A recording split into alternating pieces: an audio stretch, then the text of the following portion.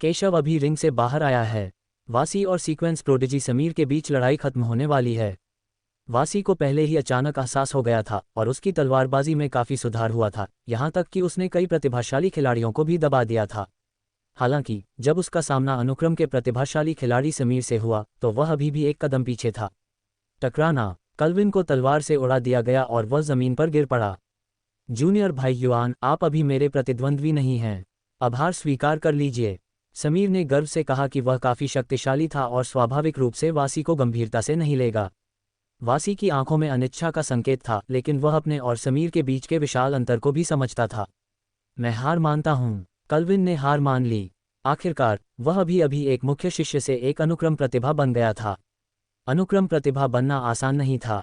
इस समय अभय ने बाई यिक्सुआन को भी हराया और सफलतापूर्वक आगे बढ़ गया। इसके बाद इस क्रम में शीर्ष 3 प्रतिभाशाली व्यक्तियों का पता चला। समीर और अभय प्रतिभाओं के मूल अनुक्रम में सबसे मजबूत हैं और उनकी ताकत प्रभावशाली है। समीर के तरीके शक्तिशाली हैं और अभय ने बाई यिक्सुआन और अन्य शीर्ष स्तरीय प्रतिभाओं को एक के बाद एक हराया है और उनकी ताकत क्षेत्र में सबसे मजबूत है। केवल केशव ही आश्चर्यचकित करने वाला था। मूल रूप से लगभग कोई भी केशव के बारे में आशावादी नहीं था, लेकिन केशव ने उल्लेखनीय परिणाम प्राप्त किए और लिनलिंग, माहिका और अन्य शीर्ष स्तरीय प्रतिभाओं को लगातार हराया। किसी ने भी उम्मीद नहीं की थी कि स्थिति ऐसी होगी। केशव की आंखें शांत थीं। उसे इस बात की परवाह नहीं थी कि उसका अगला प्रतिद्वंद्वी कौन है। ड्रॉ शुरू। केशव ने समीर को आकर्षित किया जबकि अभय को बाय मिला। अभय की किस्मत बहुत अच्छी थी। वो किसी भी हालत में फाइनल राउंड में पहुंच सकता था, लेकिन किसी ने कुछ नहीं कहा। आखिरकार अभय की मूल ताकत काफ़ी अच्छी थी और वह मूल रूप से सबसे मजबूत में से एक था। केशव के रिंग में जाने से पहले वासी ने केशव को ढूंढ निकाला और उसे समीर से निपटने के अपने अनुभव के बारे में बताया। समीर की ताकत साधारण नहीं थी और वह समीर को अपनी असली ताकत इस्तेमाल करने के लिए मजबूर भी नहीं कर सकता था। केशव ने जब ये सुना तो उसकी आंखें थोड़ी सिकुड़ गईं।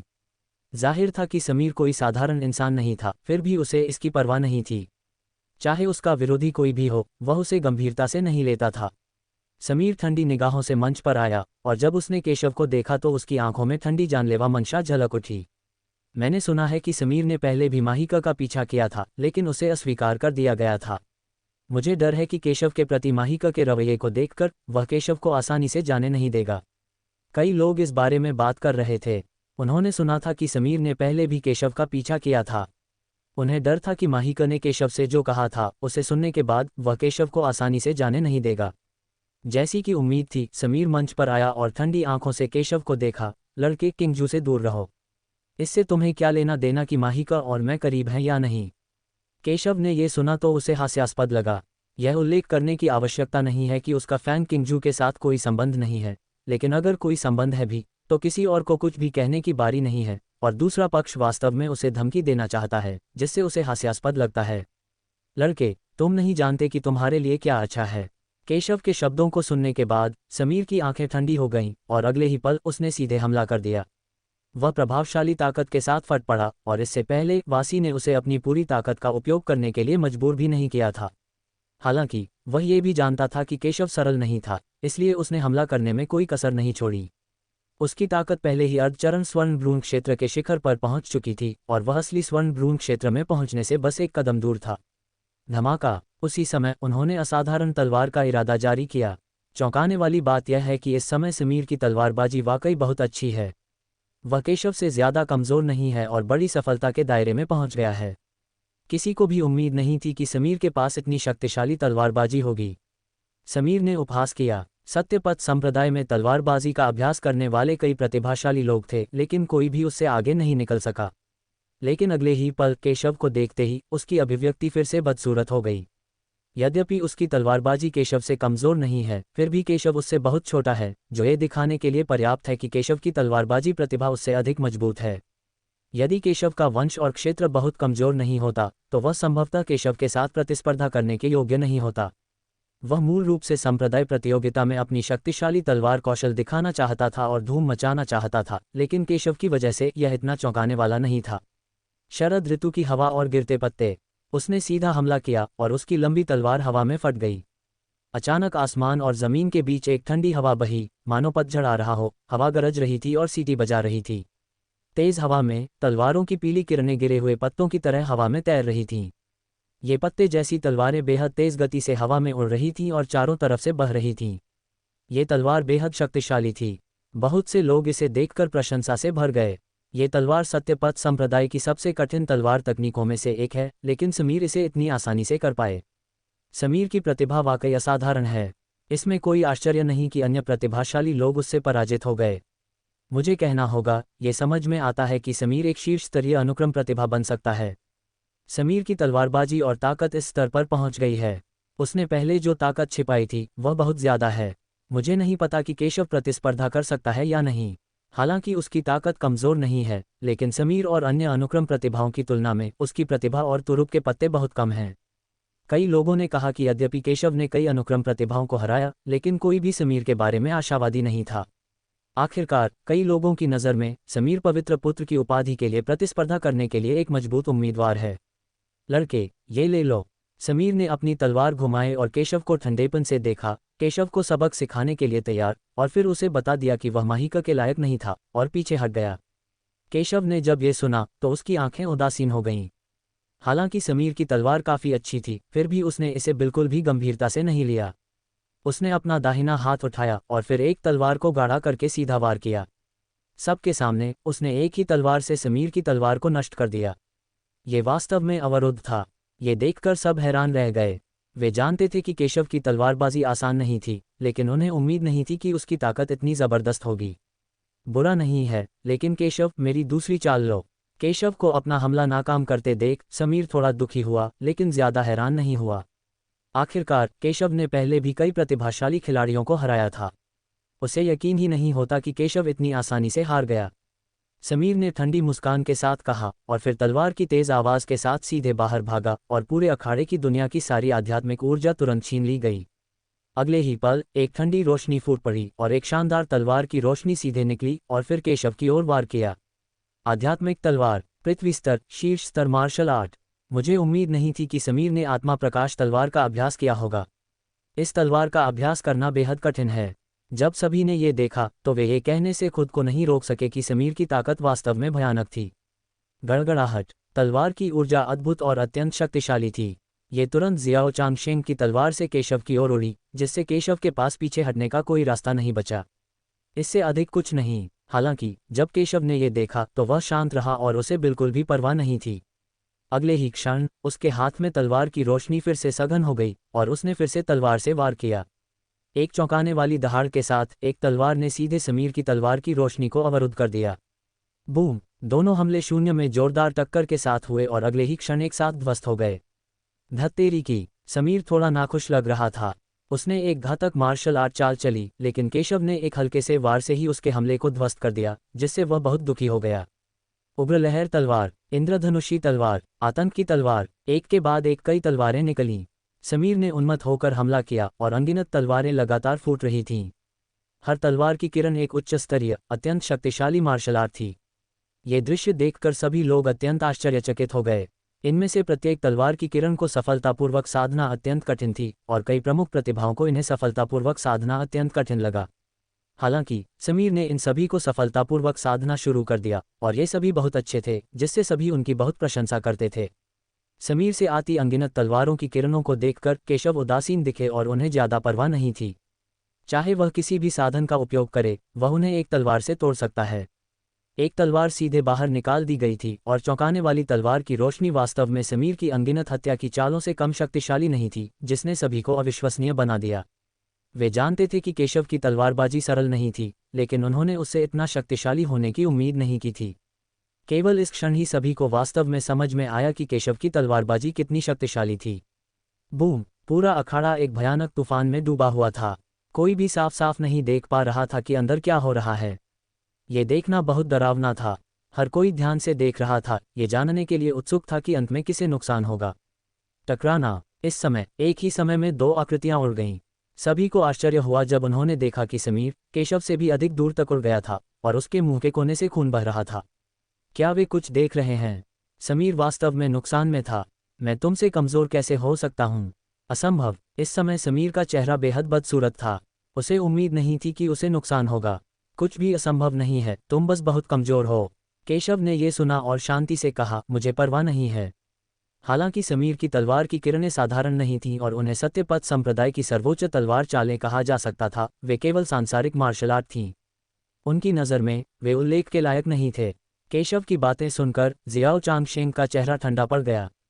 दरअसल एक चींटी जो युवानदान राज्य में भी नहीं थी ने उसे कमज़ोर कहकर उसका मजाक उड़ाया था।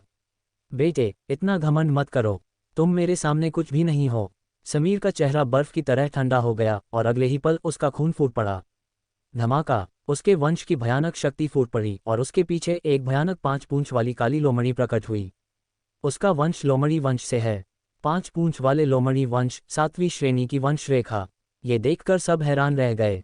उन्हें उम्मीद नहीं थी कि समीर का वंश इतना भयानक होगा। सबसे शक्तिशाली लोमड़ी वंश 9 पूंछ वाला लोमड़ी वंश है। हालांकि समीर के पास केवल 5 पूंछ हैं, ये पहले से ही बहुत दुर्लभ है और 7वीं श्रेणी की वंशावली तक पहुंच गया है। हालांकि इससे पहले किसी ने भी समीर को इस हद तक नहीं धकेला था, जो ये दिखाने के लिए पर्याप्त था कि केशव कोई साधारण व्यक्ति नहीं था।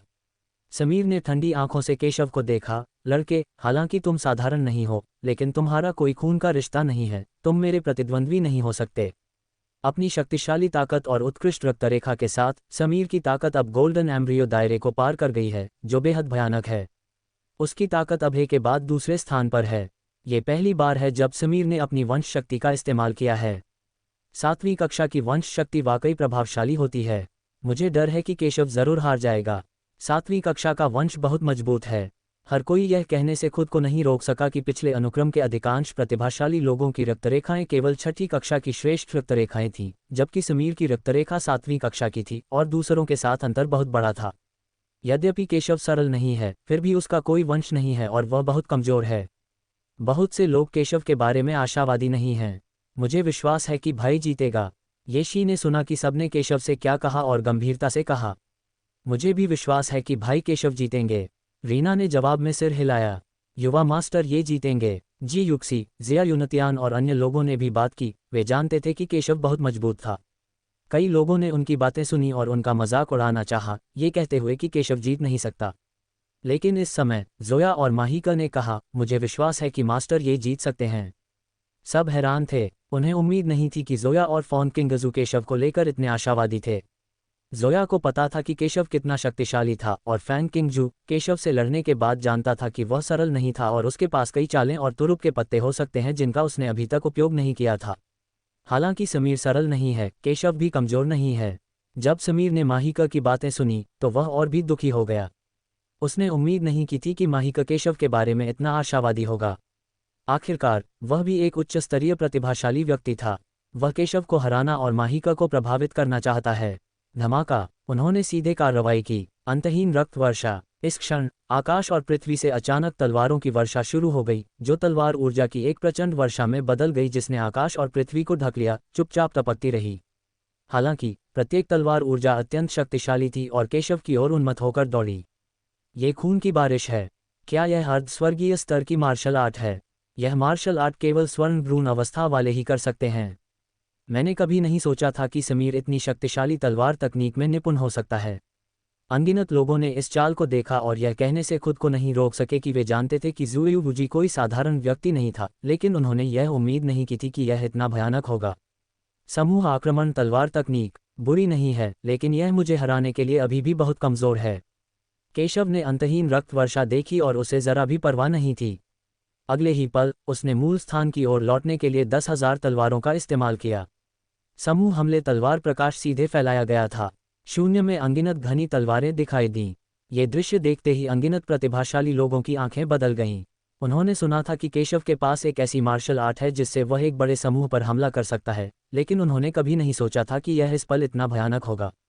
जाना, केशव ने ठंडे स्वर में कहा और अगले ही पल सभी तलवारें अपने मूल स्थान पर लौट आईं और मारने के लिए दौड़ पड़ीं। गड़गड़ाहट, दोनों तलवारें एक दूसरे से सीधे टकरा गईं। ब्लड रेन विदाउट एंड वास्तव में सरल नहीं है, लेकिन केशव के 10,000 swords returning to the origin की तुलना में यह अभी भी बहुत कमजोर है। आखिरकार केशव की तलवार की रोशनी एक सच्ची देव स्तरीय मार्शल आर्ट है। भले ही केशव मूल की ओर लौटने वाली 10,000 तलवारों की पूरी शक्ति प्रदर्शित न कर सके, फिर भी यह हद स्वर्ग स्तरीय मार्शल आर्ट से कहीं अधिक शक्तिशाली है। इसलिए सभी ने देखा कि भयानक बल ने सीधे हवा के झोंके को भड़का दिया और अंगूठी इस क्षण सीधे ढह गई, जैसे कि एक अदृश्य विशाल हाथ ने इसे अलग कर दिया हो। अगले ही पल वे एक साथ नष्ट हो गए। वह एक जोरदार धमाके के साथ जमीन पर गिरा, जिससे सभी लोग इतने सदमे में आ गए कि वे जल्दी से वहां से भाग निकले। मुझे उम्मीद नहीं थी कि समीर इतना भयानक होगा, लेकिन केशव भी सरल नहीं है। यह क्षेत्र जमीनी स्तर के खजाने के बराबर है, फिर भी इसे नष्ट कर दिया गया। अनगिनत लोग दंग रह गए। किसी ने भी ऐसे दृश्य की उम्मीद नहीं की थी। हालांकि समीर ने अपने वंश की शक्ति का प्रदर्शन किया था, फिर भी वह बढ़त हासिल नहीं कर सका। धत्तेरी की। केशव द्वारा अपने हमले को नाकाम होते देख जियाओ चांगशेंग का चेहरा बेहद बदसूरत लग रहा था। यह आदमी कौन है? वह स्पष्टतः एक चींटी मात्र है जो मौलिक मुख्य क्षेत्र तक भी नहीं पहुंची है। वह इतनी भयावह कैसे हो सकती है? न सिर्फ जियाओ चांगशेंग को इस पर यकीन नहीं हो रहा था, बल्कि बाकी प्रतिभाशाली लोगों के चेहरे पर भी अविश्वास के भाव थे। उन्हें उम्मीद नहीं थी कि केशव इतना भयानक होगा। जलती हुई आकाश तलवार, कामिकेस तलवार। समीर के हाथों से एक बार फिर अनगिनत हत्या के हथकंडे निकले, मानो वह पागलों की तरह और बिना थके उन्हें चला रहा हो। केशव तो बस एक चींटी है जो मौलिक मुख्य क्षेत्र तक भी नहीं पहुंची है। आध्यात्मिक ऊर्जा की प्रतियोगिता में उसका कोई प्रतिद्वंदी नहीं हो सकता। अगर इसमें देरी भी हुई तो केशव को घसीटकर मार डाला जाएगा। केशव ने स्वाभाविक रूप से जियाओ चांगशेंग के विचारों को नोटिस किया और उपहास किया। उसे घसीटकर मार डालना चाहते हो?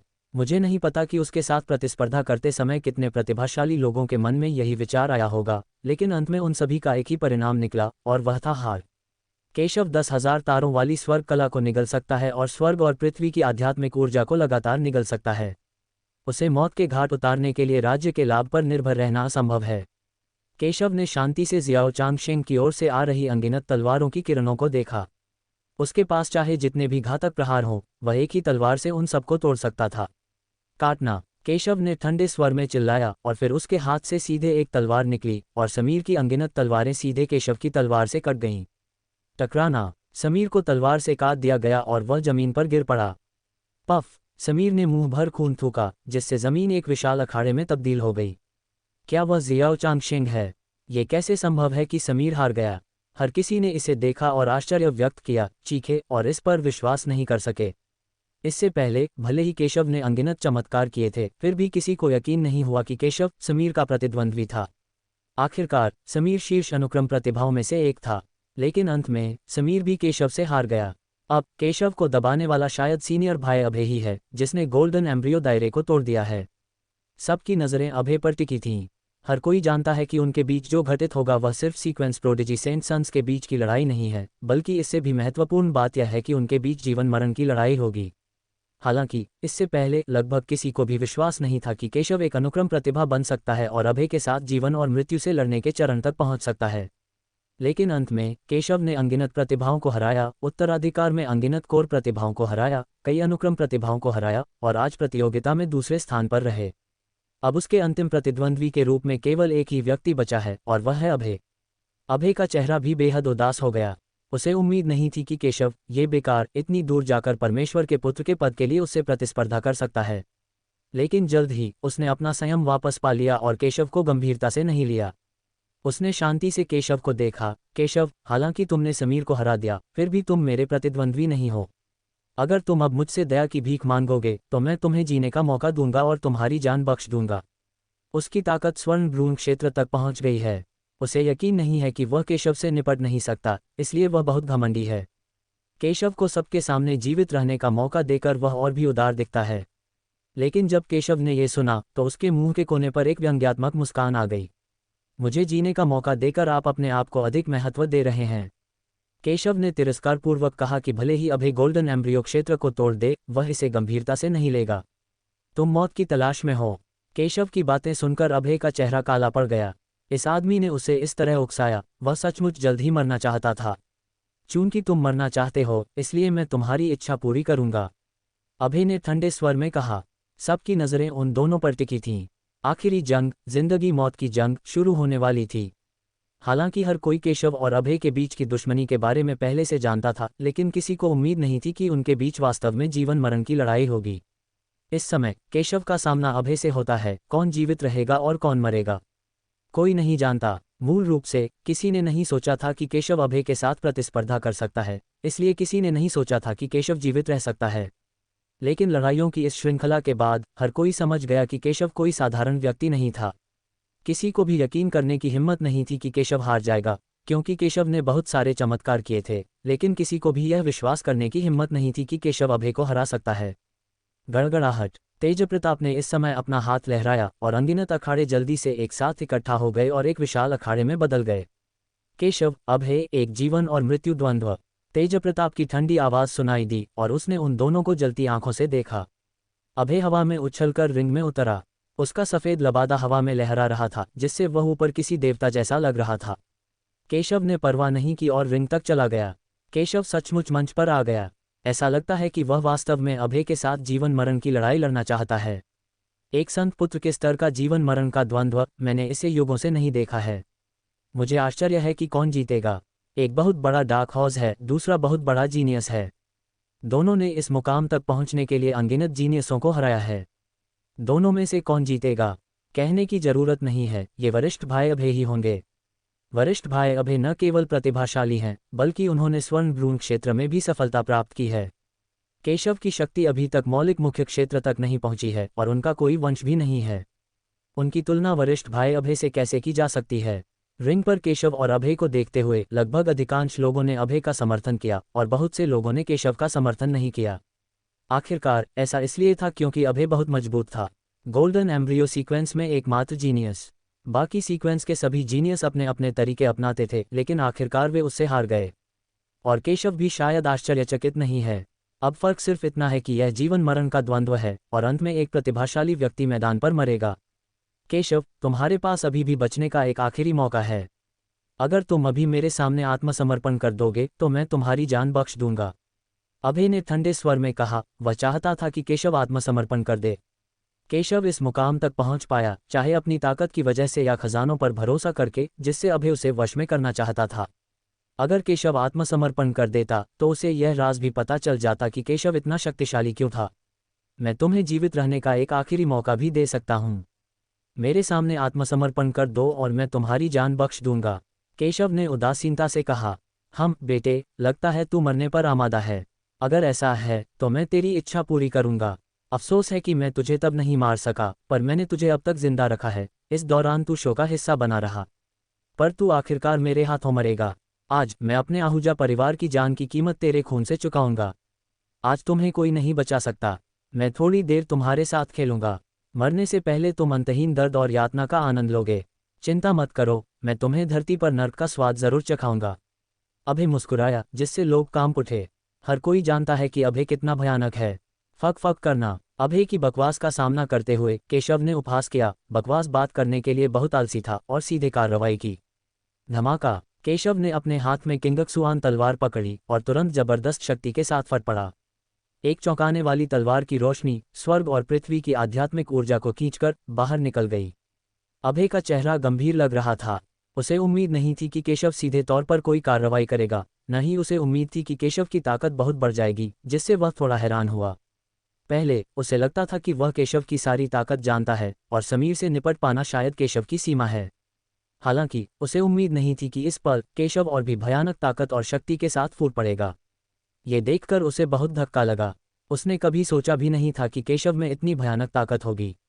उसने शुरू में सोचा था कि वह केशव से आसानी से निपट सकता है, लेकिन इस समय उसकी अभिव्यक्ति बहुत अधिक गंभीर हो गई। अचानक उसके हाथ में एक लंबा काला चाकू आ गया। ये देखकर सब हैरान रह गए।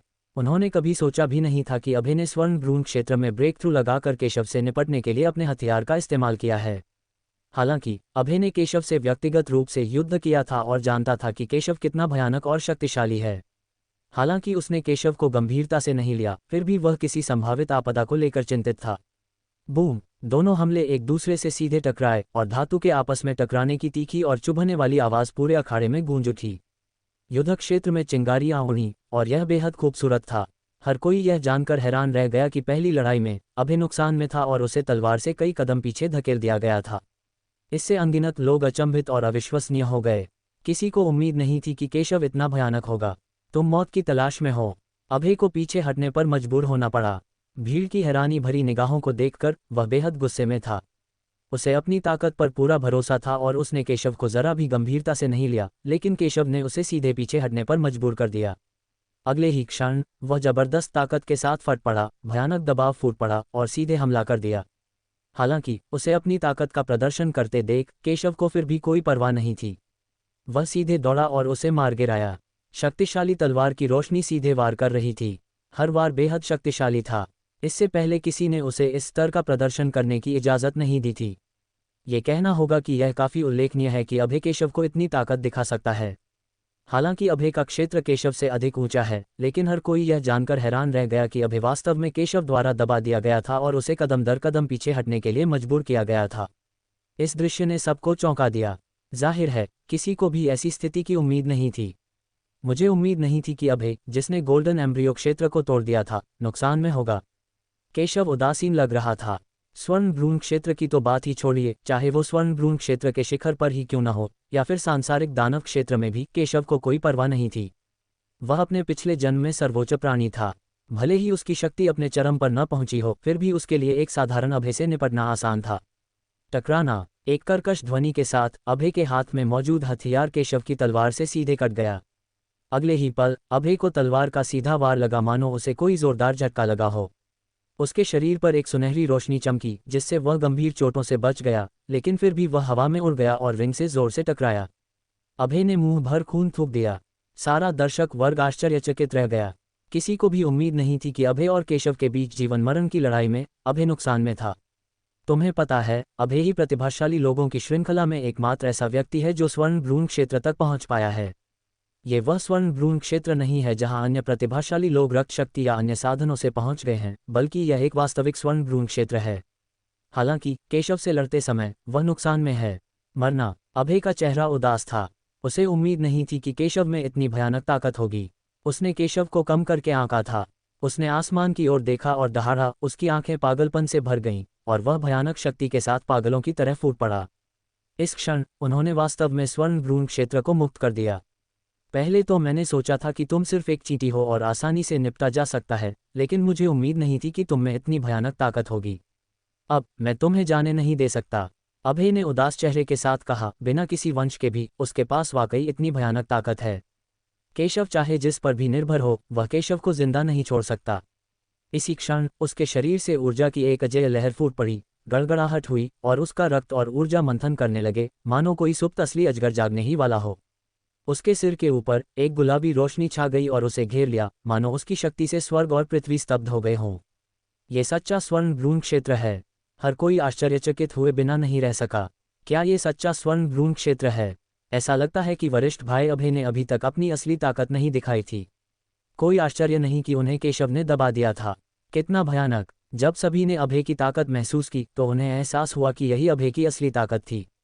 कोई आश्चर्य नहीं कि उसे पहले केशव ने दबा दिया था। हालांकि कई प्रतिभाशाली लोग भी हैरान थे कि केशव ने वास्तव में अभय की असली ताकत को बाहर कर दिया था। तुम्हें पता है, केशव ने आखिरकार मौलिक मुख्य क्षेत्र को भी नहीं तोड़ा है। स्वर्ण भ्रूण क्षेत्र में एक शक्तिशाली व्यक्ति से निपटते समय सभी ने सोचा था कि अभय केशव को आसानी से कुचल देगा, लेकिन उन्हें उम्मीद नहीं थी कि केशव अभय को इस हद तक मजबूर कर देगा। अभय का चेहरा उदास था। स्वाभाविक रूप से उसने सबकी बातें सुनी थीं और उसका चेहरा बेहद भद्दा था। उसे जल्दी से केशव से छुटकारा पाना होगा, अन्यथा भले ही वह अंततः केशव को मार डाले, लेकिन संभवतः हर कोई उससे पूछताछ करेगा। यदि वह सत्यपथ संप्रदाय का पवित्र पुत्र बनना चाहता है तो उसे सबसे मजबूत होना चाहिए। बेटे, मेरे हाथों मरना तुम्हारा सम्मान है। जाओ और मर जाओ। इतना कहकर उसने हाथ बढ़ाकर जमीन पर गिरी हुई लंबी तलवार उठाई और फिर सीधा हमला कर दिया। धमाका। इस समय उसकी शक्ति स्वर्ण भ्रूण क्षेत्र को भेद चुकी है।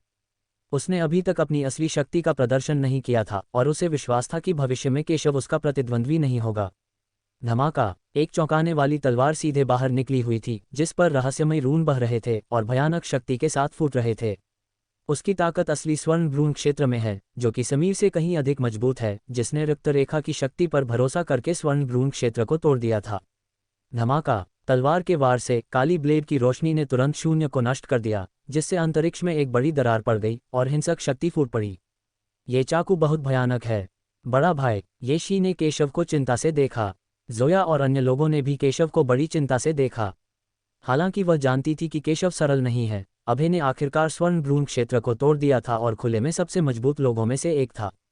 हर कोई केशव को देख रहा था, ये जानना चाहता था कि क्या केशव अभय के हाथों बच सकता है, जो गोल्डन एम्ब्रियो क्षेत्र में था। इस समय केशव शून्य में खड़ा था। उसका चेहरा शांत था, उसे बिल्कुल भी परवाह नहीं थी। भले ही वह स्वर्ण भ्रूण क्षेत्र की ताकत के साथ फट पड़े, केशव उसे गंभीरता से नहीं लेगा। धमाका। अभय को देखते हुए जो उसे चाकू से मारने के लिए आ रहा था, केशव ने कार्रवाई की। उसके पीछे एक भयानक तलवार की आवाज भड़क उठी और फिर उसने तलवार से वार किया। आकाश को चीरने वाली तलवार अत्यंत शक्तिशाली है। शक्ति की प्रतिस्पर्धा में यह अभय से किसी भी तरह कम नहीं है। गड़गड़ाहट। तलवार के वार से अभय की शक्ति तुरंत दब गई। केशव ने पीछे हटने या चकमा देने की कोशिश नहीं की, बल्कि सीधे उसका सामना किया। सब लोग हैरान थे, उन्हें उम्मीद नहीं थी कि केशव इतना आत्मविश्वासी होगा। आखिर उसे आत्मविश्वास कहाँ से मिलता है। धमाका। सबके ध्यान में दोनों हमले आपस में टकराए, जबरदस्त शक्ति से फट पड़े, मानो कोई ज्वालामुखी धरती से टकरा रहा हो। प्रचंड गर्जना बहरा कर देने वाली थी और भयानक उतार चढ़ाव विनाश की लहर की तरह थे। प्रचंड विस्फोट ने सीधे पूरे अखाड़े को हिंसक रूप से हिला दिया और निषिद्ध ढाल दरारों से भर गई और लगभग ढह गई। इस भयानक टक्कर में एक आकृति पीछे की ओर उड़ गई। यह आकृति देखकर दर्शकगण दंग रह गए। क्या वे कुछ देख रहे हैं? जो उड़ा दिया गया वह केशव नहीं, बल्कि अभय था। अभय ने पहले ही स्वर्ण भ्रूण की शक्ति का प्रयोग कर लिया है, लेकिन अभी भी केशव द्वारा दबा दिया गया है। अभय के मुंह के कोने से खून बह रहा था और उसका चेहरा थोड़ा पीला पड़ गया था। जाहिर है घायल। वह कैसे संभव है? अभय की आंखें चौड़ी हो गईं जब उसने अविश्वास से केशव को देखा। उसे यकीन नहीं हो रहा था कि उसने स्वर्ण भ्रूण क्षेत्र की शक्ति का प्रदर्शन कर दिया है, लेकिन न सिर्फ वह केशव को दबाने में नाकाम रहा, बल्कि केशव ने ही उसे दबा दिया। उसकी ताकत पहले ही स्वर्ण भ्रूण क्षेत्र को तोड़ चुकी है। इस परिणाम ने भी सभी को आश्चर्यचकित कर दिया और वे इस पर विश्वास नहीं कर सके। किसने सचमुच स्वर्ण भ्रूण क्षेत्र में प्रवेश किया है? असली प्रतिभावान कौन है? यद्यपि केशव सरल नहीं है, वह आध्यात्मिक सागर क्षेत्र के शिखर पर ही है। अभय उसे कैसे दबा सकता है? क्या मैं मतिभ्रम कर रहा हूँ? ये बिल्कुल असंभव है। युद्ध के मैदान में कोलाहल मच गया और अनगिनत लोग विश्वास नहीं कर पा रहे थे कि इसका परिणाम ऐसा होगा। ये लड़का इतना ताकतवर कैसे हो सकता है? कई बुजुर्ग इसे स्वीकार नहीं कर सके। भले ही केशव ने पहले कई प्रतिभाओं को हराया था, लेकिन अभय गोल्डन एम्ब्रियो क्षेत्र में था। लानत है, बच्चे, हार जाओ। अभय का चेहरा बेहद बदसूरत लग रहा था। उसने कभी सोचा भी नहीं था कि उसे नुकसान होगा, लेकिन आखिरकार वह एक शीर्ष प्रतिभाशाली व्यक्ति है, जिसके हाथों में अनगिनत तुरुप के पत्ते हैं। इसलिए जब वह कुछ समय के लिए पीछे रह गया तो वह बहुत निराश नहीं हुआ। हाउरन, बुराई को मार डालो। उसके हाथ में एक रून तुरंत प्रकट हुआ और लंबी तलवार पर सघन हो गया। अगले ही पल रहस्यमय रून लंबी तलवार पर फैल गए। धमाका। अगले ही क्षण पैरों के तलवों को सुन्न कर देने वाली एक भयावह काली ब्लेड जैसी रोशनी सीधे बाहर निकली। इस ब्लेड के सामने अभय बेहद छोटा लग रहा था, लेकिन ये छोटी सी आकृति 1000 फुट का ब्लेड पकड़े हुए थी। उसके चेहरे पर एक क्रूर भाव था जो बेहद भयानक लग रहा था। फिर उसने अपनी तलवार से सीधे केशव पर वार किया। यह अभय का तुरुप का पत्ता है। कितना शक्तिशाली रून है। केशव शायद मुसीबत में पड़ने वाला है। कई लोगों ने अभय द्वारा बलिदान किए गए रूनों को देखा और यह कहने से खुद को नहीं रोक पाए कि उन्हें उम्मीद नहीं थी कि अभय के पास ऐसी कोई विधि होगी। अभय की ताकत मूल रूप से काफी अच्छी थी और उसके पास इतना भयानक तुरुप का पत्ता भी था। यद्यपि केशव सरल नहीं है, वह शायद अभय का प्रतिद्वंद्वी नहीं है। धमाका। ये चाकू सीधे बाहर निकाल दिया गया था और केशव की तलवार की रोशनी सीधे नष्ट हो गई थी। अगले ही पल एक चाकू सीधे केशव की ओर झपटा। पूरा अखाड़ा फट गया। गड़गड़ाहट। धरती बेतहाशा हिल रही थी, धूल और धुआं उड़ रहा था और घना काला धुआं और तूफान आसमान में उठ रहे थे। सबकी नजरें अंधी कर दी।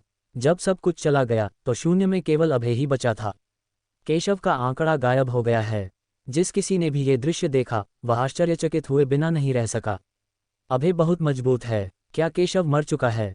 कोई बकवास नहीं। इतनी भयानक तलवार के वार के आगे तो एक मजबूत गोल्डन एम्ब्रियो योद्धा भी उसका विरोधी नहीं हो सकता।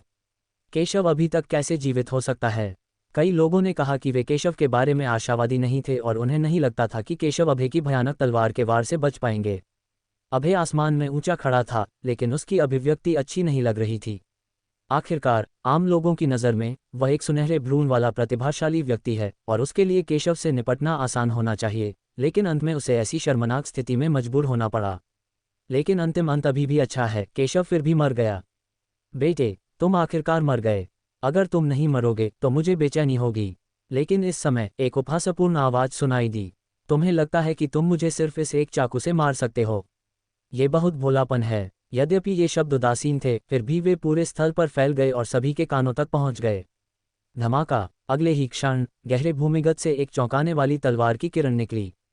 गड़गड़ाहट। अत्यंत शक्तिशाली तलवार की रोशनी सीधे बाहर निकली। यह अत्यंत भयानक थी। जिसने भी इस तलवार को देखा उसकी सोच एकदम बदल गई। ये तलवार बहुत डरावनी थी। अच्छा नहीं है। अभय का चेहरा भी एकदम बदल गया। उसने कभी सोचा भी नहीं था कि केशव अभी भी जिंदा है। वह कैसे संभव है? उसे विश्वास नहीं हुआ। गहरे भूमिगत में एक आकृति प्रकट हुई। देखना, कोई व्यक्ति। वह केशव है। कुछ ही देर बाद केशव शून्य में प्रकट हुआ। उसे कोई नुकसान नहीं हुआ सिवाय उसके फटे कपड़ों के। इस समय एक तलवार अभय की ओर निर्देशित की गई थी।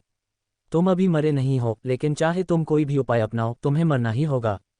जब अभय ने केशव को फिर से प्रकट होते और एक भयानक तलवार की रोशनी के साथ फटते देखा तो उसका चेहरा बेहद बदसूरत हो गया और उसे बहुत बड़ा खतरा महसूस हुआ। अगले ही पल उसने सीधे अपने वंश की शक्ति जारी कर दी। धमाका। 7वीं कक्षा का वंश, पाताल लोक का काला ड्रैगन अजगर। भयानक ड्रैगन और अजगर रक्त रेखा। अगले ही पल उसने फिर तलवार से वार किया। धमाका। शक्तिशाली ब्लेड की रोशनी फिर से निकली जो पहले से कई गुना अधिक भयावह थी। काटना। हालांकि जब उसने अपनी तलवार को अपनी ओर आते देखा तो केशव को जरा भी परवाह नहीं थी। उसने ठंडी सांस ली और सीधे हमला कर दिया। तलवार सीधे काट दी जाती है।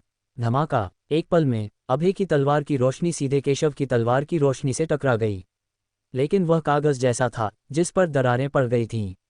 अगले ही पल वह फट गया और आसमान में गायब हो गया। वह कैसे संभव है? अभय ने ये देखा और उसे यकीन नहीं हुआ। उसे यकीन ही नहीं हो रहा था कि उसका हमला इतनी आसानी से नाकाम हो गया। केशव के लिए पहले उसके हमले को हराना आसान नहीं था, लेकिन अब यह इतनी आसानी से नष्ट हो गया। ये कैसे संभव है कि आप इतने मजबूत हैं? उसने अविश्वास से केशव को देखा। कुछ भी असंभव नहीं है। केशव ने जब ये सुना तो वह हवा में उछल पड़ा और आगे बढ़ा। एक ही कदम में उसने सैकड़ों मीटर की दूरी पार कर ली। कुछ ही पलों में वह अभय के सामने पहुंच गया। वह अभय से केवल आधा मीटर की दूरी पर रुक गया। क्योंकि शुरू से आखिर तक मैंने तुम्हें गंभीरता से नहीं लिया। तुम बहुत कमज़ोर हो, केशव ने तिरस्कार से कहा। वह अभय को बस एक और प्रतिद्वंद्वी समझता था जो मुश्किल से लड़ पाता था। लेकिन उससे पहले ये सभी अभय के तुरुप के पत्ते थे।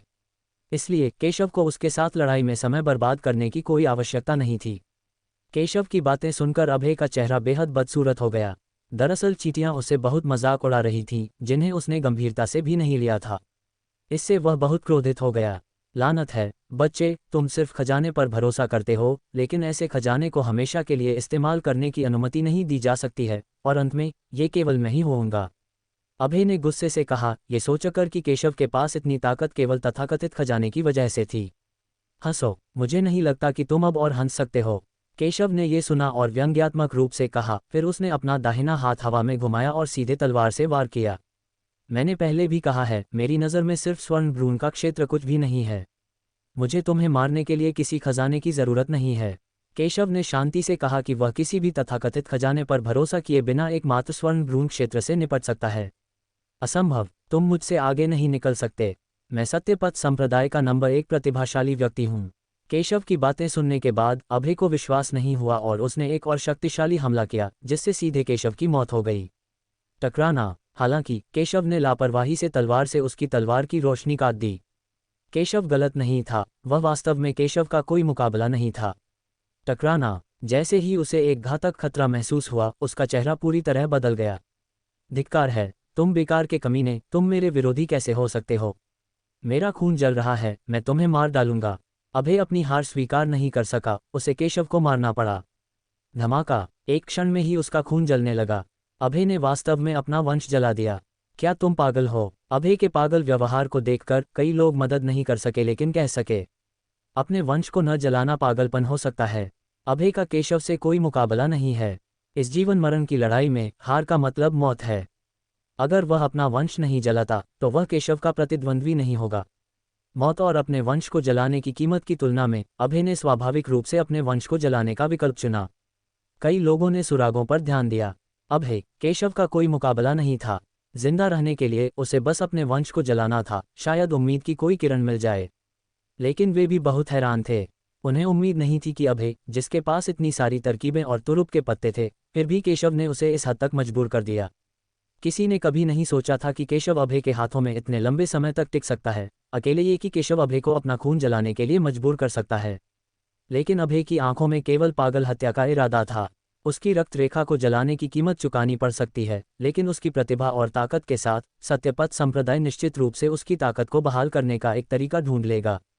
इसीलिए उसने बिना किसी हिचकिचाहट के अपना खून जला दिया। अगर वो केशव को मार सकता है तो सब कुछ उसके लायक होगा। अभय की ताकत फिर से आसमान छू गई।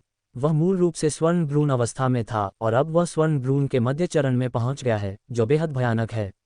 बेटे, तुम कभी भी मेरी तुलना नहीं कर पाओगे। तुम कभी मेरे प्रतिद्वंद्वी नहीं हो सकते। अभय ने एक भयानक दबाव जारी किया और अनगिनत मजबूत पुरुष कांप उठे। कई बुजुर्ग भी अभय को दबा नहीं सके।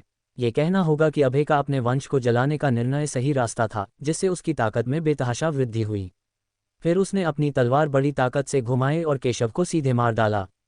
ये हमला पिछले हमले से कई गुना अधिक शक्तिशाली है। पूरे आकाश और पृथ्वी में एक विशाल खाई बन गई और भयानक शक्ति पागलों की तरह केशव की ओर बढ़ी। अभय की आंखों में बस एक पागल हत्या का इरादा था। केशव को आज ही मरना होगा। ब्लेड की तेज रोशनी बेहद तेज थी। शून्य को चीरते हुए केशव को तुरंत मार डाला। इससे अधिक कुछ नहीं। हालांकि जब चाकू को अपनी ओर आते देखा तो केशव ने इसे अनदेखा कर दिया और इसकी बिल्कुल भी परवाह नहीं की। उसने सीधे हमला किया और उसके हाथ से एक चौंकाने वाली तलवार की रोशनी फूट पड़ी। सभी को आश्चर्य हुआ कि इस समय केशव द्वारा किया गया हमला और भी भयानक हो गया, क्योंकि अभय का हमला और भी मजबूत हो गया। ये सुनकर सभी को यकीन नहीं हुआ। क्या केशव के पास अभी भी बहुत कुछ करने की गुंजाइश थी? धमाका! केशव ने अपनी तलवार से वार किया और शक्तिशाली तलवार की रोशनी ने तुरंत अभय की तलवार की रोशनी को फिर से चकनाचूर कर दिया। चाहे वह कोई भी चाल चले, केशव उन सभी को एक तलवार से मार सकता है। क्या अभय के रक्त जला देने वाले हमले को भी केशव ने नष्ट कर दिया? केशव कितना भयानक है! क्या मैं इसे सही ढंग से देख रहा हूँ? अनगिनत लोगों ने यह दृश्य देखा और वे अपनी सांस रोककर अविश्वास से कहने लगे। उन सभी ने अभय को अपने वंश को जलाते और सबसे अधिक कीमत चुकाते देखा, लेकिन वह अभी भी केशव के लिए कुछ नहीं कर सका। वे इस पर विश्वास नहीं कर सके। केशव कितना भयानक है! मैंने तुमसे पहले ही कहा था, तुम मुझसे मुकाबला नहीं कर सकते। आज तुम मर जाओगे। केशव ने ठंडे स्वर में कहा कि मूल रूप से आहूजा परिवार के खिलाफ उनके मन में कोई शिकायत नहीं थी, लेकिन दुर्भाग्य से वे बहुत आगे बढ़ गए और मौत की तलाश कर रहे थे। टकराना! शक्तिशाली तलवार की रोशनी सीधे शून्य में फैल गई।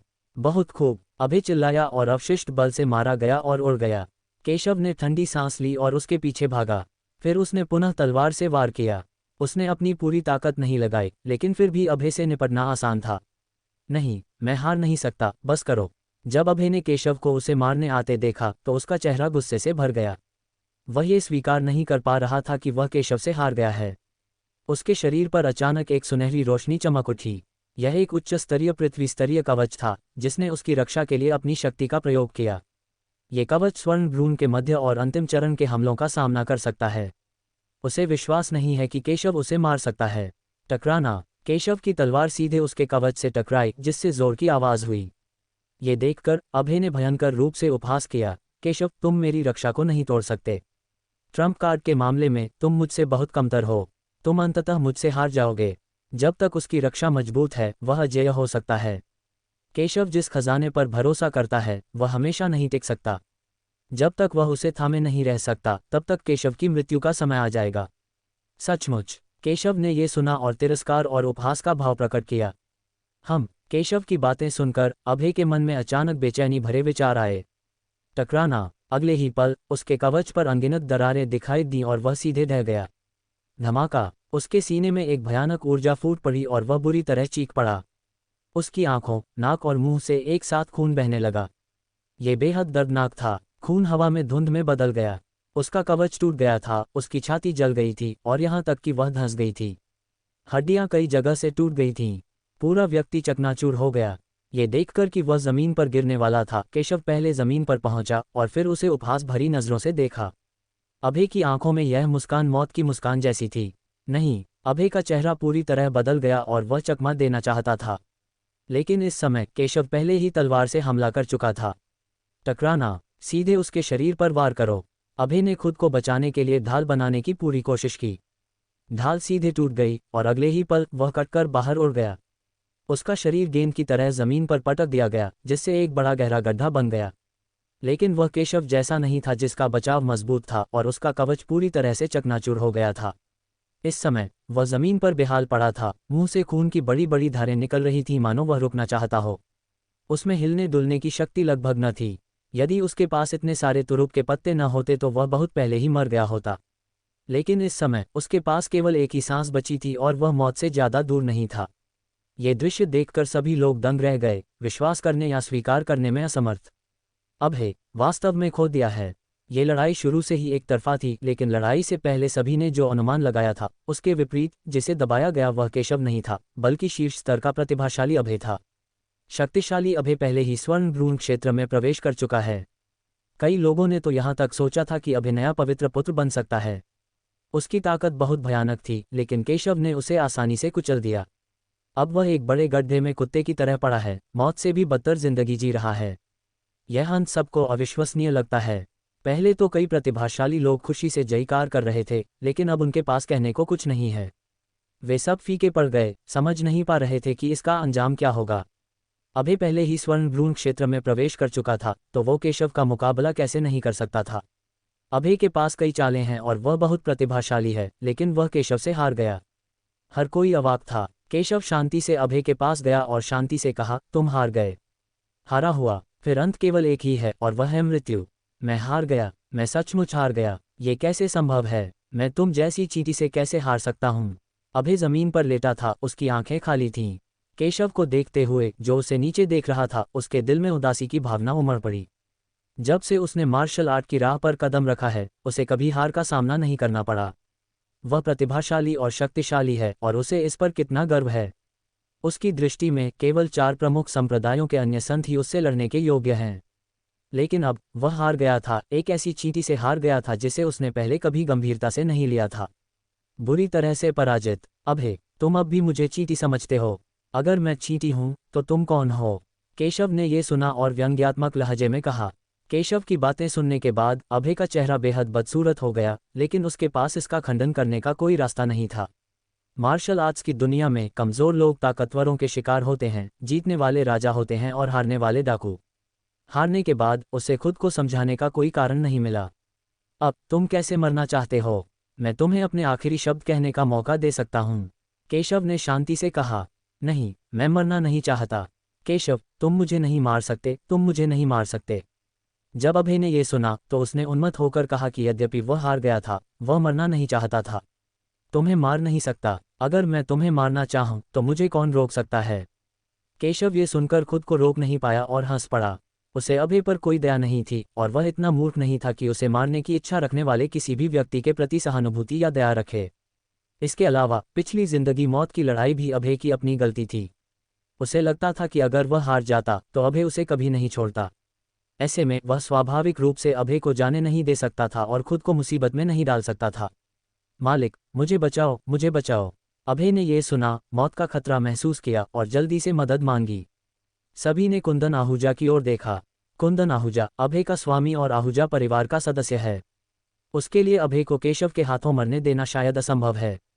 कुंदन आहूजा का चेहरा बहुत बदसूरत लग रहा था, क्योंकि उसने कभी नहीं सोचा था कि अभय हार जाएगा।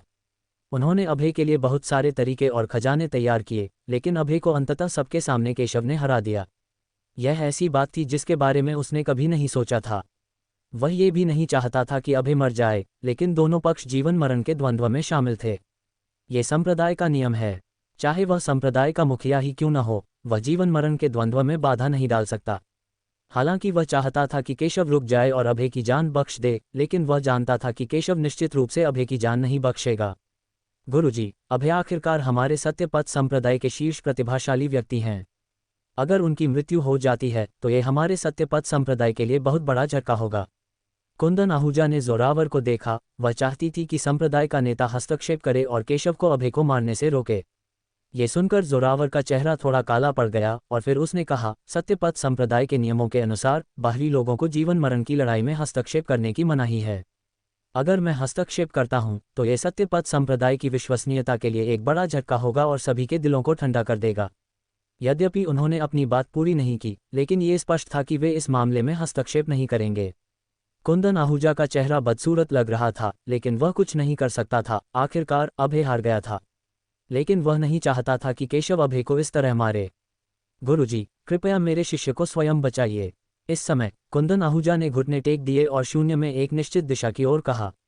सभी बुजुर्ग हैरान थे। उन्हें उम्मीद नहीं थी कि कुंदन आहूजा अभय के लिए सबके सामने घुटने टेक देगी, लेकिन अगले ही पल उन्हें कुछ सूझा और उनके हाव भाव बदल गए। वे सभी जानते थे कि कुंदन आहूजा का स्वामी कौन था। धमाका। निश्चित रूप से शून्य से एक भयानक आभा निकली और अगले ही पल स्वर्ग और पृथ्वी के बीच एक बूढ़े आदमी की आकृति प्रकट हुई।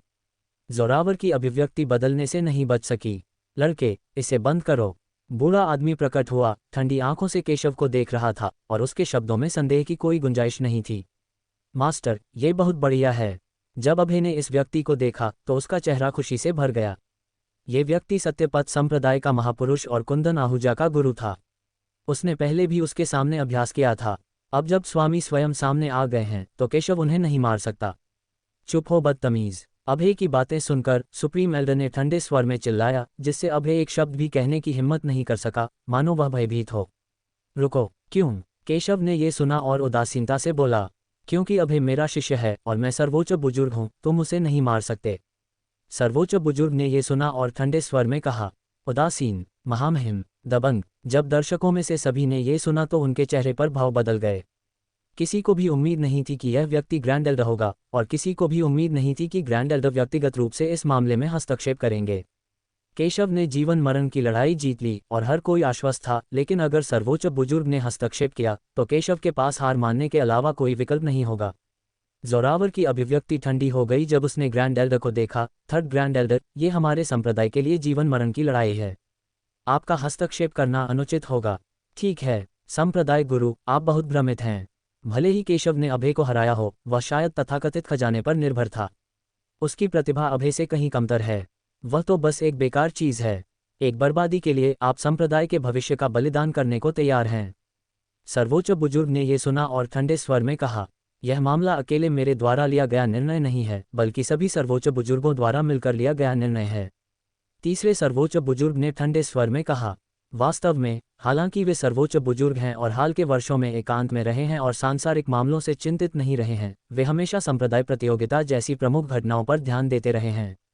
महापुरुष की बातें सुनकर जोरावर चुप हो गया। वह ये तो समझ गया था कि महापुरुष और बाकी लोग संप्रदाय प्रतियोगिता पर ध्यान दिए बिना नहीं रह सकते, लेकिन उसे यह उम्मीद नहीं थी कि यह सबका मिलकर लिया गया फैसला होगा। बात तो समझ में आती है, वरना दूसरे लोग तीसरे बड़े बुजुर्ग को ऐसा फैसला लेने से कैसे नहीं रोक पाते। हालांकि उन्होंने कुछ नहीं कहा, पर उन्होंने भी चुपचाप तीसरे बड़े बुजुर्ग के फैसले पर अपनी सहमति दे दी।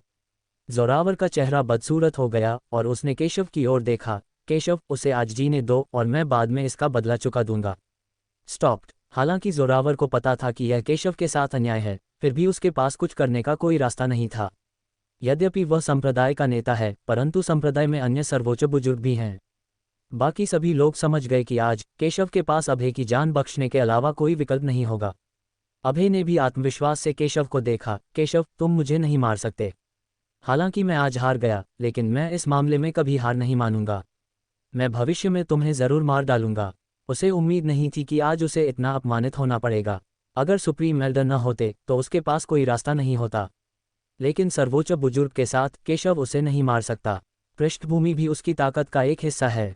हालांकि आज वह हार गया, लेकिन उसे सुप्रीम एल्डर और अन्य लोगों की मदद मिली है। वह निश्चित रूप से बदला लेगा और भविष्य में केशव को फिर से मार डालेगा। हालांकि केशव ने यह सुनकर अपना सिर हिलाया। मैं तुम्हें नहीं मार सकता। मैंने कब कहा कि मैं तुम्हें जाने दूंगा? चूंकि यह जीवन मरण की लड़ाई है, इसलिए तुम्हें आज ही मरना होगा। चाहे स्वर्ग का राजा भी आज जाए, कोई भी तुम्हें नहीं बचा सकता। केशव ने तिरस्कारपूर्वक कहा, तो क्या हुआ अगर ग्रैंड एल्डर आगे आ गया? क्या वह मात्र एक सर्वोच्च बुजुर्ग की परवाह करेगा? क्या तुमने मुझे मारने की हिम्मत की? केशव की बातें सुनकर अभय को विश्वास नहीं हुआ। जब बड़े बुजुर्ग ने यह सुना तो उनके चेहरे पर ठंडक छा गई। उन्होंने केशव की ओर देखा और कहा, क्या कहा, बहादुर लड़के? क्या तुम मौत की तलाश में हो? मेरी बात अनसुनी करने की तुम्हारी हिम्मत कैसे हुई? एक भयानक दबाव ने सीधे केशव को दबा दिया। उसका दबाव इतना भयानक था कि जोरावर भी उसका सामना करते समय अपनी अभिव्यक्ति बदलने से खुद को नहीं रोक सका। केशव को जरा भी परवाह नहीं थी। उसने ठंडी सांस लेते हुए कहा, अगर मैं तुम्हारा सम्मान करता हूं तो तुम सर्वोच्च बुजुर्ग हो, लेकिन अगर मैं तुम्हारा सम्मान नहीं करता तो तुम बस एक बूढ़े कुत्ते हो। अभय और मेरे बीच ये जिंदगी मरण की लड़ाई है। तुमने कहा था कि तुम मुझे नहीं मारोगे। तुम खुद को क्या समझते हो? यद्यपि वह सर्वोच्च बुजुर्ग थे, केशव ने उन्हें बिल्कुल भी गंभीरता से नहीं लिया। यदि वह अभय की जान बख्शने के लिए मुझसे विनती करने के लिए आगे आए तो मैं अभी भी इस पर विचार कर सकता हूं, लेकिन अगर उन्होंने मुझे अभय को रिहा करने का आदेश दिया तो अभय को मरना होगा। केशव ने सीधे हमला किया। पफ! एक तलवार निकाली गई है। सबके सामने उसने तलवार से अभय के सिर को ऊपर से काट दिया। धमाका! अभय का पूरा शरीर कांप उठा, उसके चेहरे पर अविश्वास और सदमे के भाव थे। अगले ही पल केशव ने तलवार से उसे 2 हिस्सों में विभाजित कर दिया। उसका शरीर खून से सना हुआ था और उसका चेहरा अविश्वास से भरा हुआ था। उसने यह उम्मीद नहीं की थी कि केशव ने वास्तव में सर्वोच्च बुजुर्ग के सामने उसे मारने की हिम्मत की थी। लड़के, तुम मौत को दावत दे रहे हो। अभय को मारने की तुम्हारी हिम्मत कैसे हुई? ये दृश्य देखकर सुप्रीम एल्डर क्रोधित हो गए। उन्हें उम्मीद नहीं थी कि केशव ने वास्तव में अभय को मार डाला है। उसने यह उम्मीद नहीं की थी कि केशव उसे सबके सामने अपमानित करेगा और उसका मजाक उड़ाएगा। तो क्या हुआ अगर मैं तुम्हें मार दूं, बूढ़े आदमी? तुम सचमुच अपने आप को गंभीरता से लेते हो? केशव ने ठंडे स्वर में कहा। तुम सचमुच मौत को दावत दे रहे हो? मैं तुम्हें मार डालूंगा। केशव की बातें सुनकर सर्वोच्च बुजुर्ग बेहद क्रोधित हो गए। केशव ने मुझे इस तरह अपमानित किया, अगर मैं केशव को नहीं मारूंगा तो यह अपमानजनक होगा। अरे, ये तो बड़ी मुसीबत है। जब जोरावर ने यह दृश्य देखा तो उसका चेहरा बेहद बदसूरत हो गया। उसे उम्मीद नहीं थी कि केशव ने न केवल अभय को मार डाला बल्कि सुप्रीम एल्डर को भी अपमानित किया। संप्रदाय के सर्वोच्च शक्ति संपन्न व्यक्ति, सर्वोच्च बुजुर्ग इस अपमान को कैसे सहन कर सकते थे? बेटे, मैं तुम्हारे लिए तीसरे ग्रैंड मास्टर को रोक दूंगा। अपनी बहन को लेकर भाग जाओ। यही एक काम है जो मैं कर सकता हूँ। उसने केशव को एक संदेश भेजा जिसका उद्देश्य केशव को भागने देना था, भले ही यह सर्वोच्च बुजुर्ग की इच्छा के विरुद्ध हो। जब केशव ने यह सुना तो वह थोड़ा आश्चर्यचकित हुआ, मानो उसने उम्मीद नहीं की थी कि संप्रदाय का नेता उसके पक्ष में खड़ा होगा। मूलतः यदि संप्रदाय का नेता तीसरे महान बुजुर्ग और अन्य लोगों के पक्ष में खड़ा होना चुनता था तो वह संप्रदाय से हटने का निर्णय लेता था। यद्यपि उन्हें संप्रदाय से कुछ लाभ प्राप्त हुए, लेकिन उन्होंने दावा किया कि संप्रदाय के प्रति उनका कोई दायित्व नहीं है। लेकिन उन्हें यह उम्मीद नहीं थी कि संप्रदाय का नेता उनके पक्ष में खड़ा होगा। चिंता मत करो, मैं एक साधारण तीसरे ग्रैंड एल्डर को गंभीरता से नहीं लेता। मैं इस मामले को संभाल सकता हूँ, केशव ने शांति से कहा। तीसरे महान बुजुर्ग की ओर देखते हुए उन्होंने कहा, बूढ़े आदमी, आपने इस मामले में हस्तक्षेप इसलिए किया क्योंकि आप सोचते हैं कि मैं बेकार हूँ और मुझमें कोई प्रतिभा नहीं है।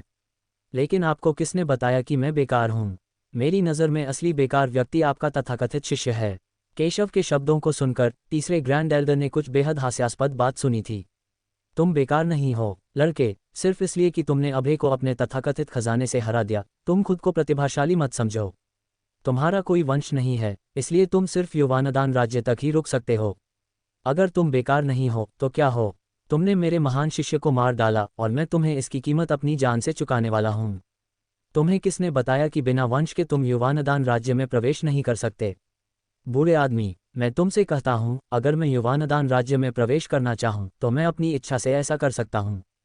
वंश के बिना भी मैं उस तथाकथित प्रतिभा को कुचल सकता हूँ जिसका तुमने उल्लेख किया है। आज मैं तुम्हें बताऊंगा कि एक सच्चा प्रतिभाशाली व्यक्ति क्या होता है। केशव ने तिरस्कारपूर्वक कहा। अगले ही क्षण वह जबरदस्त गति से बाहर निकला। युवानदान क्षेत्र टूट गया। धमाका! एक भयानक आभा फूट पड़ी जिससे उसकी आभा सीधे मौलिक मुख्य क्षेत्र में फैल गई। युवानदान क्षेत्र, वह कैसे संभव है? क्या केशव का कोई वंश नहीं है? वह मौलिक मुख्य क्षेत्र में कैसे प्रवेश कर सकता है? क्या मैं इसे सही ढंग से देख रहा हूँ? अनगिनत लोग इस दृश्य को देखकर हैरान और स्तब्ध रह गए। हालांकि केशव ने पहले भी कई प्रतिभाशाली लोगों को हराया था, लेकिन लगभग सभी का मानना था कि वह तथाकथित खजाने पर निर्भर था। आखिरकार केशव का कोई वंश नहीं है, इसलिए वह केवल मौलिक मुख्य क्षेत्र तक ही सीमित रह सकता है। ये सभी की सहमति है। हालांकि किसी को भी उम्मीद नहीं थी कि केशव इतनी आसानी से मौलिक मुख्य क्षेत्र को तोड़ देगा। नहीं, ऐसा लगता है कि यह अभी खत्म नहीं हुआ है। क्या हुआ? आसमान में वह क्या है? इस समय सभी लोग अचानक आश्चर्य से आकाश की ओर देखने लगे। ऊपर आसमान में, साफ आसमान में अचानक काले बादल छा गए। काले बादलों ने पूरे आसमान को ढक लिया। बादलों के शहर में बिजली चमकी और गरज उठी। कई युवा प्रतिभाओं ने ऐसी स्थिति पहली बार देखी थी। उन्होंने कभी सोचा भी नहीं था कि आकाश में ऐसी असामान्यता दिखाई देगी। क्या ये कोई स्वर्गीय आपदा हो सकती है? ये कैसे संभव है? स्वर्गीय क्लेश कैसे आ सकता है? यदि यह स्वर्गीय क्लेश नहीं है तो आप इस विचित्र घटना की व्याख्या कैसे कर सकते हैं? कई जानकार बुजुर्ग हैरान रह गए और कुछ बुदबुदाए, लेकिन उन्हें विश्वास नहीं हुआ। लेकिन जब उन्होंने उस दिशा को देखा जहां स्वर्गीय क्लेश इकट्ठा हो रहा था तो वे सभी चौंक गए। जिस दिशा में स्वर्गीय क्लेश इकट्ठा हुआ वह वास्तव में केशव था। उन्होंने शुरू में सोचा कि यह एक संयोग था, लेकिन इस समय वे समझ गए कि यह वास्तव में एक स्वर्गीय आपदा थी और यह केशव पर निर्देशित थी। हालांकि कई प्राचीनों ने स्वर्गीय क्लेश पहली बार देखा था, उन्होंने न तो कभी सुअर को भागते देखा था, न ही उन्होंने सुअर के दौड़ने के बारे में सुना था। वे सभी इस समय चुप थे। वे सभी स्वर्गीय क्लेश का सच्चा अर्थ जानते हैं। स्टॉप्ड। स्वर्गीय क्लेश प्रायः तभी घटित होता है जब कोई साधक, जो एक निश्चित स्तर तक पर्याप्त रूप से मजबूत हो, उसे पार कर जाता है। पूरे दक्षिया में कई वर्षों से किसी ने भी स्वर्गीय आपदा नहीं लाई है। स्वर्गीय क्लेश स्वर्गीय ताव द्वारा महसूस किया जाने वाला खतरा है, और यह स्वर्गीय ताव द्वारा इसकी मान्यता के बराबर भी है। पूरे महाद्वीप में केवल वे साधक ही स्वर्गीय क्लेश को आकर्षित कर सकते हैं जो कम से कम सांसारिक दुष्ट क्षेत्र तक पहुंच चुके हैं, और वे सभी स्वर्गीय ताव द्वारा मान्यता प्राप्त प्रतिभाएं हैं। हालांकि उन्होंने कभी नहीं सुना था कि मौलिक मुख्य क्षेत्र में प्रवेश करने मात्र से किसी को स्वर्गीय आपदा का सामना करना पड़ा हो। एक बात को छोड़कर यह दर्शाता है कि इस व्यक्ति की प्रतिभा अत्यंत भयानक और शक्तिशाली है। लेकिन केशव स्वर्गीय आपदा कैसे ला सकता था? क्या उसका कोई रक्तवंश नहीं है? क्या वह बेकार नहीं है? पता चला कि केशव सही था। वह बेकार नहीं है। पता चला कि वह बिना वंश के भी आगे बढ़ सकता है। हम सभी ने केशव को गलत समझा। सभी ने कहा कि अगर केशव ने पहले कहा होता कि वह बेकार नहीं है, तो कोई भी इस पर विश्वास नहीं करता। लेकिन इस समय केशव स्वर्गीय क्लेश को भी आकर्षित कर सकता था। अगर वह बेकार था तो वे क्या थे? आखिरकार सभी को समझ में आ गया कि केशव ने सर्वोच्च बुजुर्ग को यह दिखाने के लिए क्यों कहा कि एक सच्ची प्रतिभा क्या होती है। केशव का युवानदान राज्य में प्रवेश ही स्वर्गिक आपदा ला सकता था। पूरे सत्यपथ संप्रदाय में कोई भी ऐसा नहीं कर सकता था। केशव वास्तव में स्वर्गीय आपदा ला सकता है। क्या हम सब ने इसे गलत देखा? जिन बुजुर्गों ने कहा था कि केशव बेकार है और उसका कोई भविष्य नहीं है, वे सब चुप हो गए। उन्हें इस बात का बहुत अफसोस था। अगर उन्हें पता होता कि केशव इतना भयानक है, तो वे केशव को कैसे अस्वीकार कर सकते थे? दुर्भाग्यवश दुनिया में पछतावे की कोई दवा नहीं है। लेकिन ये स्वर्गीय क्लेश इतना भयानक है, क्या वह सफलतापूर्वक इससे पार पा सकेगा? कई बुजुर्ग भी बहुत हैरान हुए। स्वर्गीय कष्ट प्रतिभा की पहचान है, लेकिन ये प्रतिभा के लिए एक दंड भी है, क्योंकि ताओवाद का अभ्यास करना स्वर्ग की इच्छा के विरुद्ध है। यदि आप एक अधिक शक्तिशाली साधक बनना चाहते हैं, तो आपको स्वर्ग के दंड को तोड़ना होगा। उन्होंने कभी स्वर्गीय क्लेश का अनुभव नहीं किया था, लेकिन वे जानते थे कि यह कितना भयानक था। अन्य साधक जो क्लेश से गुजरे थे, वे लगभग हमेशा पूरी तरह से तैयार रहते थे और जरा सी भी लापरवाही बरतने की हिम्मत नहीं करते थे। यद्यपि केशव एक साधारण व्यक्ति नहीं है और उसने स्वर्गीय क्लेश को आकर्षित किया है, लेकिन इस स्वर्गीय क्लेश को तोड़ना इतना आसान नहीं है। इस समय काले बादल आकाश को ढांकते रहे और भयानक दबाव सभी के पास आता रहा, जिससे सभी लगातार पीछे हटने को मजबूर हो गए और बिल्कुल भी करीब जाने की हिम्मत नहीं हुई। ये पहली बार है जब हमने स्वर्गीय क्लेश देखा है। मैंने यह आशा नहीं की थी कि यह स्वर्गीय विपत्ति इतनी भयावह होगी। मुझे आश्चर्य है कि क्या केशव सफलतापूर्वक क्लेश पर विजय प्राप्त कर पाएगा। यदि वह असफल रहा तो उसका एकमात्र परिणाम मृत्यु होगी। बहुत से लोग ये कहने से खुद को नहीं रोक पाए कि उन्होंने सुना था कि कई ताकतवर लोग इसलिए आगे बढ़ने की हिम्मत नहीं जुटा पाए क्योंकि उनमें क्लेश सहने की हिम्मत नहीं थी। क्लेश के दौरान कई शक्तिशाली साधक भयानक गड़गड़ाहट के नीचे दब गए थे। केशव अभी सिर्फ युवानदान राज्य में है। क्या वह स्वर्गीय विपत्ति का सामना कर पाएगा? हर कोई इसके बारे में बात कर रहा था, लेकिन केशव शांत रहा, शांति से शून्य को देख रहा था, मानो उसे इसकी उम्मीद थी। यह अंततः यहाँ है। उसे जरा भी आश्चर्य नहीं हुआ कि उसकी सफलता से स्वर्गीय विपत्ति आई, क्योंकि वह सर्वोच्च पुनर्जन्म था। उसने सर्वोच्च स्तर की जादुई कलाओं का अभ्यास किया था और उसने मानवजाति की प्रथम वंशावली का अभ्यास किया था। इसलिए वह लंबे समय से सफलता नहीं पा सका था और उसका राज्य दबा हुआ था। हालांकि स्वर्गीय क्लेश आसान नहीं था, फिर भी उसे इसकी परवाह नहीं थी। वह अपने पिछले जन्म में अनगिनत स्वर्गीय क्लेशों से गुजर चुका था। सामान्य साधकों को केवल उच्च स्तर पर पहुंचने पर ही स्वर्गीय क्लेशों का सामना करना पड़ सकता है। हालांकि केशव जैसा राक्षस भले ही बाद के काल में एक छोटे से क्षेत्र को पार कर जाए, उसे भी स्वर्गीय क्लेशों का सामना करना पड़ेगा। ये कहा जा सकता है कि अगर वह सावधान नहीं रहा तो उसकी मृत्यु निश्चित है। लेकिन ठीक इसी वजह से वह स्वर्गीय क्लेश से बहुत परिचित है। यद्यपि युवानदान राज्य का स्वर्गीय क्लेश थोड़ा भयावह था, फिर भी उसने इसे बिल्कुल भी गंभीरता से नहीं लिया। गड़गड़ाहट। विशाल काले बादल से एक तेज आवाज आए और इसी क्षण वह काला बादल गड़गड़ाहट के सागर में बदल गया। गड़गड़ाहट की विस्फोटक शक्ति गड़गड़ाहट के सागर से बाहर फैलती रही। इस भयानक शक्ति ने जमीन पर मौजूद सभी लोगों को भयभीत कर दिया। यहाँ तक कि कई महान बुजुर्गों को भी भारी खतरा महसूस हुआ। धीरे धीरे समय बीतता गया और फिर एक जोरदार धमाका हुआ और वह सीधे फट गया। इस दहाड़ ने सबको चौंका दिया। शुरू होने में बहुत समय लग गया। यह आपदा कितनी भयावह है। केशव को अचानक एक संकट का सामना करना पड़ा। अगर वह तैयार नहीं होता तो वह घटनास्थल पर ही नहीं मर जाता, है ना? बहुत से लोग ये कहने से खुद को नहीं रोक पाए कि इस स्वर्गीय विपत्ति ने उन्हें भयभीत कर दिया है। हालांकि उनमें से कई लोग पहले ही स्वर्णभ्रूण क्षेत्र में पहुंच चुके थे, फिर भी उन्हें लगा कि वे इस स्वर्गीय विपत्ति का विरोध करने की हिम्मत नहीं कर सकते। लेकिन केशव अभी युवानदान स्तर पर ही है। क्या वह सफल हो पाएगा? हालांकि यदि वह सफल हो जाता है तो वह संभवतः सैकड़ों वर्षों में दक्षिया में स्वर्गीय क्लेश को आकर्षित करने वाला पहला व्यक्ति बन जाएगा और हजारों वर्षों में मौलिक मुख्य क्षेत्र को तोड़ने और स्वर्गीय क्लेश को आकर्षित करने वाला पहला व्यक्ति बन जाएगा। बूम! कुछ ही मिनटों बाद काले बादलों में एक जोरदार आवाज हुई। अगले ही पल एक भयानक बिजली बादलों की परतों को चीरती हुई सीधे आसमान और धरती पर पहुंची। जब यह वज्रपात प्रकट हुआ तो इसने एक अत्यंत भयानक शक्ति उत्पन्न की, जिससे असंख्य साधकों के सिर में झुनझुनी होने लगी और उन्हें ऐसा महसूस हुआ जैसे उनके सिर फट रहे हों। यह इतना भयानक कैसे हो सकता है? क्या वह सफल होगा? अनगिनत लोगों ने उत्सुकता से पूछा। भाई जरूर सफल होगा, दिशा ने अपनी मुट्ठियां भींच लीं। हालांकि उसे नहीं पता था कि स्वर्गीय विपत्ति कितनी भयानक है, लेकिन दूसरों की बातों से उसे उसकी भयावहता समझ आ गई थी। लेकिन वह जानती थी कि उसका भाई बिना किसी निश्चितता के कुछ नहीं करेगा। देखो, स्वर्गीय विपत्ति आ रही है। केशव का चेहरा उदासीन था और उसने ठंडी आवाज में कहा, अच्छा काम। केशव को उस स्वर्गीय क्लेश का भय नहीं था जिससे अन्य लोग डरते थे। अगले ही पल सभी ने केशव को स्वर्गीय क्लेश का सामना करते देखा, लेकिन उसका कोई भी कार्रवाई करने का इरादा नहीं था। वह क्या कर रहा है? स्वर्गीय संकट पहले से ही हम पर आ पड़ा है और वह प्रतिरोध नहीं कर रहा है। क्या वह सोचता है कि वह असफल होने के लिए अभिशप्त है और इसलिए वह प्रतिरोध करने से इनकार कर रहा है? अनगिनत लोग ये कहने से खुद को नहीं रोक पाए कि वे केशव की असलियत नहीं समझ पा रहे थे। इतनी भयानक प्राकृतिक आपदा का सामना करते हुए केशव का कोई इरादा नहीं था कि वह कोई कदम उठाए। धमाका! अगले ही पल स्वर्गीय क्लेश सीधे केशव पर टूट पड़ा। बहुत जोर से शोर हुआ। एक भयानक तूफान उठ खड़ा हुआ। अनगिनत लोग केशव की मौत का दृश्य देखकर डरकर अपनी आंखें बंद करने से खुद को नहीं रोक सके। लेकिन अगले ही पल सभी ये देखकर दंग रह गए कि स्वर्गीय विपत्ति ने केशव के शरीर पर बमबारी की, लेकिन केशव को गंभीर रूप से घायल नहीं किया। बस एक तेज आवाज हुई और अगले ही पल बिजली की गड़गड़ाहट तुरंत गायब हो गई। यहां तक कि केशव की हड्डियों से भी इस समय चटकने की आवाजें आ रही थीं। इतना खराब भी नहीं, केशव ने स्वर्गीय क्लेश को देखते हुए शांति से कहा। हर कोई दंग रह गया। वह कैसे संभव है? यह आदमी कैसे ठीक हो सकता है? क्या मैं सही देख रहा हूं? उस पर बिना किसी बचाव के इस भयानक स्वर्गीय संकट का प्रहार हुआ, फिर भी उसे कोई चोट नहीं आई और यहां तक कि उसका आभामंडल भी कमजोर नहीं हुआ। क्या यह अभी भी एक भयानक स्वर्गीय संकट है? अनगिनत लोग दंग रह गए और सोचने लगे कि केशव स्वर्गीय आपदा का सामना कैसे कर पाया। ये बच्चा अपने शरीर को संयमित करने के लिए स्वर्गीय क्लेश का उपयोग कर रहा है। हालांकि मंडप की रखवाली कर रहे बुजुर्ग ही इस दृश्य को देखकर हैरान हुए बिना नहीं रह सके।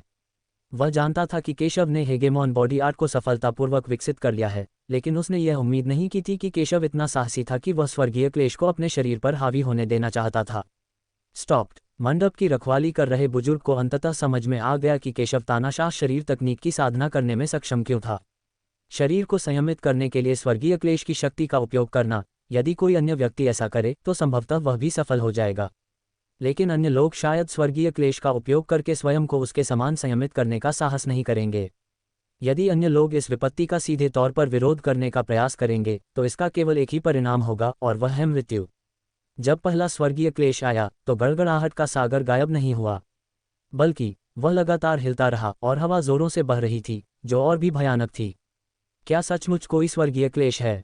वास्तव में एक से अधिक स्वर्गीय क्लेश हैं। केशव ने कितने स्वर्गीय क्लेशों को आकर्षित किया?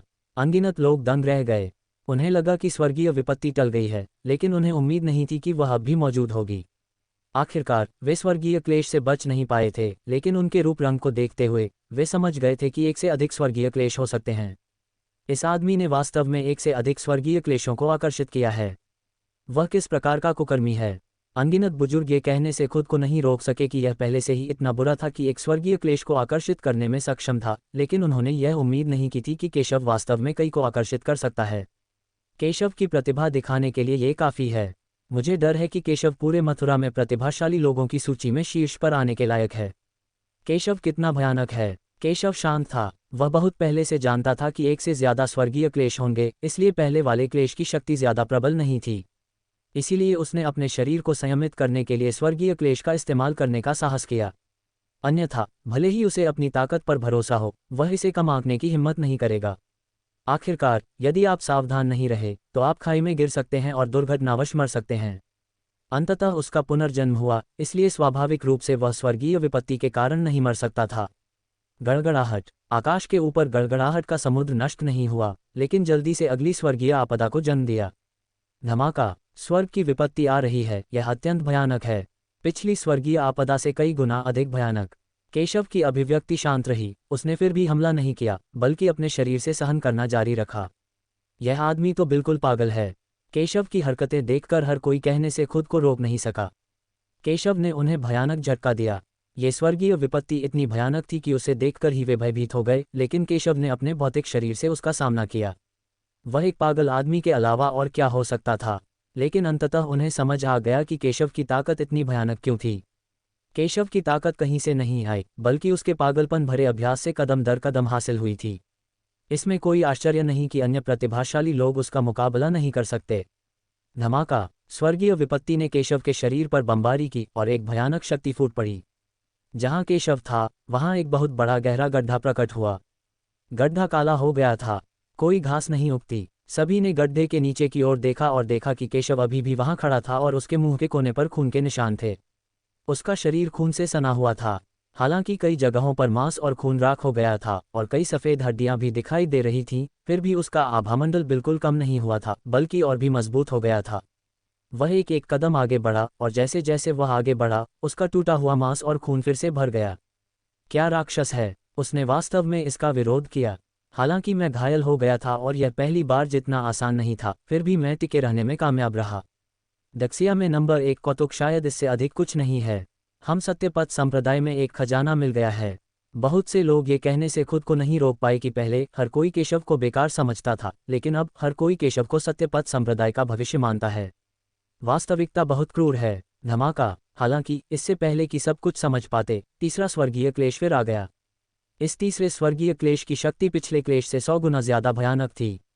ऐसा लग रहा था कि उसने केशव के सहज प्रतिरोध को भांप लिया था और महसूस किया था कि उसे उकसाया जा रहा है, और वह बेहद भयानक हो गया था। इस स्वर्गीय क्लेश को देखकर केशव की निगाहें गंभीर हो गईं।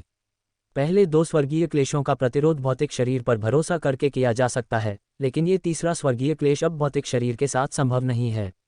केशव ने इस स्वर्गीय क्लेश की भयावहता को महसूस किया और अगले ही पल किंगक्सुआन तलवार उसके हाथ में प्रकट हुई। फिर तलवार की प्रबल इच्छा सघन होकर अत्यंत शक्तिशाली हो गई। इस क्षण हर कोई हैरान रह गया, ये जानकर कि केशव की तलवार की मंशा पिछले संप्रदाय प्रतियोगिता की तुलना में और भी अधिक भयानक थी। दूसरे शब्दों में, पिछले संप्रदाय प्रतियोगिता में अन्य प्रतिभाशाली लोग उसे अपनी पूरी तलवार शक्ति का उपयोग करने की अनुमति देने के लिए भी योग्य नहीं थे। धमाका। स्वर्गीय आपदा ने एक जोरदार धमाके के साथ सीधे केशव को मार डाला और एक पल में आ गई। केशव ने भी तलवार से वार किया। टकराना। उसकी तलवार से एक भयानक शक्ति फूट पड़ी जो अत्यंत शक्तिशाली थी।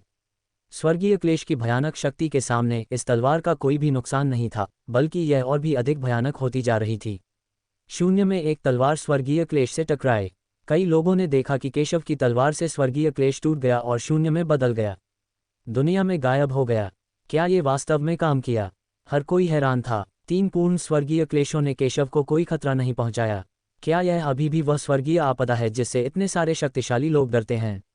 ऐसा लग रहा था जैसे वह केशव के सामने कमजोर था।